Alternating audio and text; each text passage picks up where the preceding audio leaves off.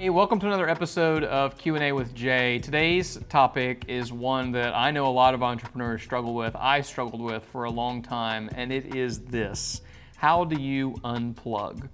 You know, when I first started the digital agency that I run, there was no iPhone, and you really couldn't check your internet unless you were connected to the internet somewhere. Now, did I say check your internet? You really couldn't check your email unless you were connected to the internet somewhere. And now we're connected 24/7, which can be really nice, but it also can be a real problem because we have a hard time unplugging. And I really believe, I don't just believe this, it's a fact, our brains need space to unplug. They actually heal in space of rest. Even Jesus himself took a lot of times of rest. And when you think about it, you know, people all the time will say like, hey, my best idea came from when I was in the shower or in the car or something like that. The reason that those two places specifically are places where our brains come up with the best ideas is that they have freedom. They have space to open up and think about things that somebody else is not pressing with them. You think about phones, specifically iPhones or Androids or whatever your device is, smartphones. We literally have them by our bed, and we could be in a conversation with our spouse and then bling, our phone beeps and somebody else has invaded that space in a way that they never could have before. The same is true with email. Like, I have a compulsive email problem.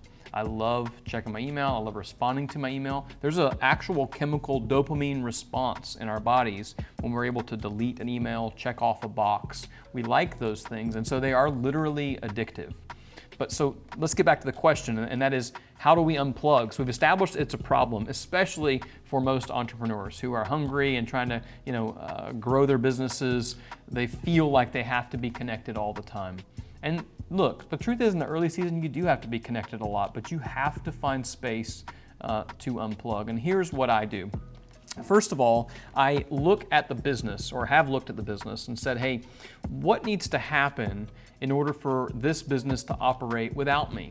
Now, in the early years, it really couldn't operate without me even for a day. And so I had to start there and say, hey, what do I need to put in place so that one day it can operate without me? What kind of systems do I need? What kind of people do I need? And so as I've built the team here and our systems and processes and automation, a lot of it is built around the question of like, how do I eliminate myself? Now, I can easily take an entire week and be totally unplugged. But for me, I have to do some very specific things, and I want to share these ideas with you. I have to, on my phone, actually go into settings and turn off my business email account, like delete my business email from my phone. Otherwise, I will check it. Now look, I can still work around that. I can go to Gmail, I can log in, I can check it, but it requires a lot of extra steps that I'm a little bit less likely to take. Because I don't know if you're like me, but if I see something, I feel like I have to take care of it right then. But most of the time, we don't have to do that.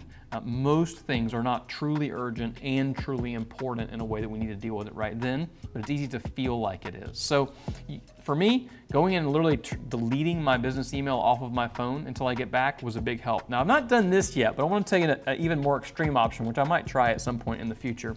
I heard a story one time about an executive who was having such a problem with checking his email. Even after he deleted it from his phone, he would still go and log into some website and download his email. It was that compulsive. And so what he did is when he would go on vacation with his family, he would have his office admin change the password for his email account and not tell him. So he wouldn't know the password to his own email account. He literally could not get into it. I've not actually tried this yet, but I'm tempted to try it. I thought it was actually a really good idea. Now, if he had to get in his email, he could call her, get his password, and get into the email, but that's a lot of extra steps. So you gotta put boundaries in place if you're going to unplug. Now, sometimes that can feel a little bit selfish to do that, of actually disconnecting from the business. But in fact, it's actually one of the best things that you do, because you're giving yourself the brain freedom to think outside of the box and think outside of the daily rush of emails and text messages and everything else. So how do you unplug? Turn off your phone. You're not gonna die. Nobody else is gonna die. Now, I always say my brother works in emergency medicine, so If he makes a mistake, he has a really big problem in his hand. If I make a mistake, I just lose money. But I think as it relates to unplugging, you have to think through, how can I set up my business to get away for one day and be totally disconnected? Once you've done that successfully, how can I get away for 3 days and be totally disconnected? How can I get away for 4 days and be totally disconnected? How can I get away for 2 weeks? One of my favorite resources around this, if you want some real tactical, practical ideas on how to get this done on a much more extensive basis, there's a book called Clockwork.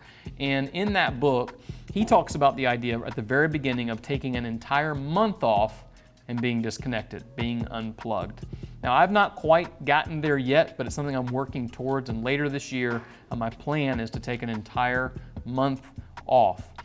Not just for me to play around and skip out on work, because I actually love the work that I do, but so that I can have the mental space to think and be creative, because the value in that creates long-term vision, and it creates impact that you'll never have on the day-to-day sitting at your desk. So those are a few things that I do to unplug, along with a few ideas from other folks. Ultimately, it comes down to turning off the technology and having other people that will hold you accountable to that.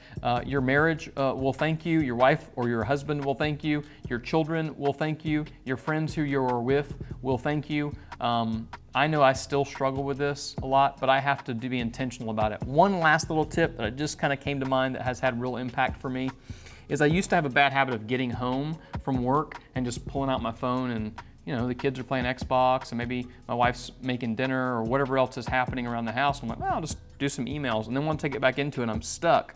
So I've gotten in the habit now of leaving my laptop and my phone in my car when I get home, because it forces me to be more unplugged. It can't vibrate in my pocket and somebody be begging for my attention because it's in my car. And guess what? When I do that, everything's fine.